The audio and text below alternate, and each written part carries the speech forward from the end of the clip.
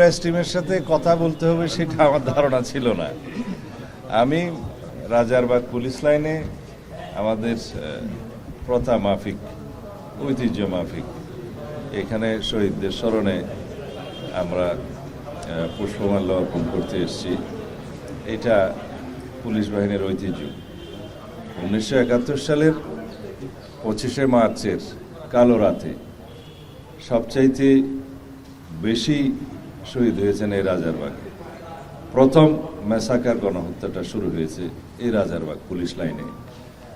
এখান থেকেই পরে ঢাকা বিশ্ববিদ্যালয়, জগন্নাথ হল এবং অন্যান্য জায়গায় পাক হানাদার বাহিনী গণহত্যা শুরু করে। এটাই হচ্ছে বাংলাদেশের স্বাধীনতা যুদ্ধের ঘোষণার প্রথম ভিত্তি। পাক হানাদার বাহিনী যদি 25শে মার্চ কালো রাতে এখানে ওই সময় হামলা না করতেন তাহলে হয়তো স্বাধীনতার ঘোষণা ওর পরে আরো 2 দিন পরে হতে পারত। কিন্তু এই ঘটনা আমাদের জাতিকে বাধ্য করেছে। শহীদ রাষ্ট্রপতি জিয়াউর রহমান এই গণহত্যার খবর পাওয়ার পরে চট্টগ্রামে তিনি যে বন্দরের দিকে যাচ্ছিলেন, তখনও পর্যন্ত পাকিস্তানি কমান্ডারের হুকুমে তখন তিনি অবগত হলেন রাস্তায় যে রাজারবাগ পুলিশ লাইনে গণহত্যা শুরু হয়েছে, পাকিস্তানি হানাদার বাহিনী আক্রমণ করা শুরু করেছে। সুতরাং এই মুহূর্তে বাংলাদেশের স্বাধীনতার ঘোষণা দিতে হবে।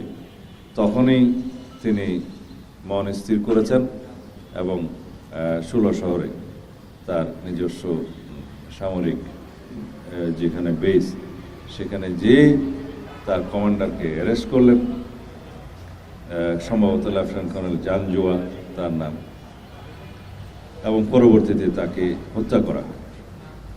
ইতোমধ্যে বাঙালি অফিসারদের মধ্যে যারা তৎকালীন মেজর জিয়াউর রহমানের সঙ্গে ছিলেন তাদেরকে নিয়ে তিনি বিদ্রোহ ঘোষণা করলেন, বললেন ওই রিভোল্ট, এবং সেখান থেকেই তিনি বাংলাদেশের স্বাধীনতার ঘোষণা দিলেন। পরবর্তীতে 27শে মার্চ আনুষ্ঠানিকভাবে কালুরঘাট বেতার কেন্দ্র থেকে তিনি প্রথম provisional head of the state হিসাবে বাংলাদেশের স্বাধীনতা ঘোষণা করে সারা বিশ্বের সমর্থন কামনা করেন। এবং তারপরে তৎকালীন জাতীয় নেতা মরহুম শেখ মুজিবুর রহমানের পক্ষে আবার সংশোধিতভাবে বাংলাদেশের স্বাধীনতা ঘোষণা করেন। এটাই প্রকৃত ইতিহাস। নতুন রিন গভীর থেকে পরিষ্কার করে কাপড়কে রাখে নতুনের মতো উজ্জ্বল। নতুন রিন অ্যাডভান্সড পাউডার। সুতরাং রাজারবাগ পুলিশ লাইনের আমাদের পুলিশ বাহিনীর যে ত্যাগ, যে রক্তদান, সেটাই বাংলাদেশের স্বাধীনতার যুদ্ধের ঘোষণার সূচনা বলে আমরা জানি। এটাই প্রকৃত ইতিহাস। আজকের এই দিনে সকল শহীদদের প্রতি আমরা শ্রদ্ধা জানাই। বাংলাদেশের মুক্তিযুদ্ধে, স্বাধীনতা যুদ্ধে যারা শহীদ হয়েছেন, আত্মত্যাগ করেছেন, বিভিন্নভাবে যারা পঙ্গুত্ব বরণ করেছেন, সকলকে আমরা আজকের এই জাতীয় দিনে, স্বাধীনতা দিবসে, জাতীয় দিবসে স্মরণ করি। এবং সাভার স্মৃতিসৌধে আমরা প্রথমেই তাদের স্মরণে পুষ্পমাল্য অর্পণ করেছি। আমাদের মাননীয় প্রধানমন্ত্রী এবং বাংলাদেশের মহামান্য রাষ্ট্রপতি সূর্যোদয়ের সাথে সাথে পুষ্পমাল্য অর্পণ করেছেন। তারপরে মন্ত্রী পরিষদের সবাই পুষ্পমাল্য অর্পণ করেছেন। ওখান থেকে আমরা স্বাধীনতার মহান ঘোষক মরহুম রাষ্ট্রপতি, শহীদ রাষ্ট্রপতি জিয়াউর রহমান এবং দেশনেত্রী বেগম খালেদা জিয়ার যে মাজার আমরা বলি সমাধিতে আবার শ্রদ্ধা নিবেদন করে এখানে আমরা এসেছি। এখন আমরা অনেক বছর পরে স্বাধীনতা দিবসে মার্চ পাস্টে অংশগ্রহণ করব। এটা আমাদের জন্য অনেকটা আনন্দের দিন। বেশ কয়েক বছর বন্ধ ছিল।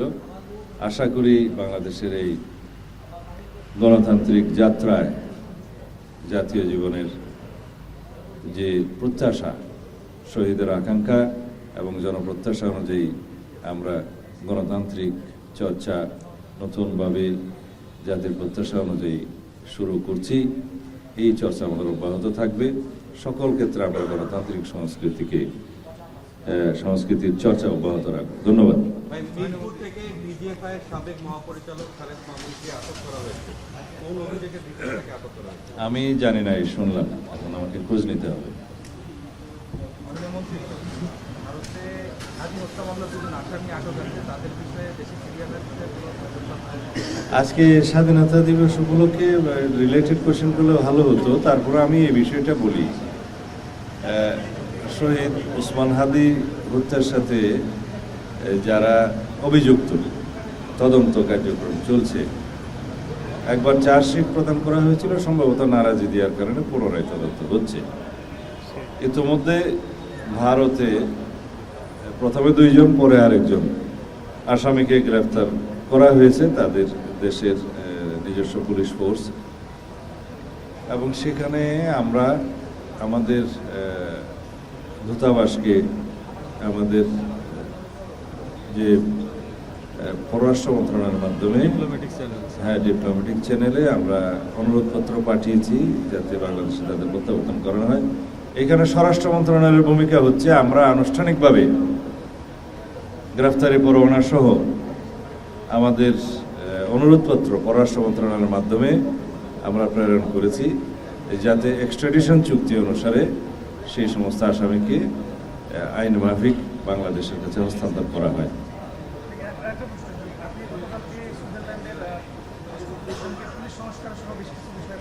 আমরা এখন বেশ কিছু পৃথিবীর উন্নত রাষ্ট্রের সাথে কথা বলছি। বাংলাদেশের পুলিশ সংস্কারের জন্য আমরা যে সমস্ত পদক্ষেপ নিতে চাই, আরও বেশি মান উন্নয়নের জন্য, বিভিন্ন ক্ষেত্রে ক্যাপাসিটি বিল্ডিংয়ের জন্য, যাতে আমরা পুলিশ বাহিনীকে আরও সমৃদ্ধ করতে পারি, সেই জন্য আমরা সহায়তা চাচ্ছি। সেটাকে অনেক সময় বলা হয় যে অ্যাডভাইজারি সাপোর্ট আছে, টেকনিক্যাল সাপোর্ট আছে, ট্রেনিং আছে, ক্যাপাসিটি বিল্ডিং আছে। এই সমস্ত ক্ষেত্রে আমরা যেখানেই উন্নত রাষ্ট্রগুলোর কাছ থেকে সহায়তা পাবো, তাদের কাছ থেকে সেই সহায়তা চাচ্ছি। ধন্যবাদ।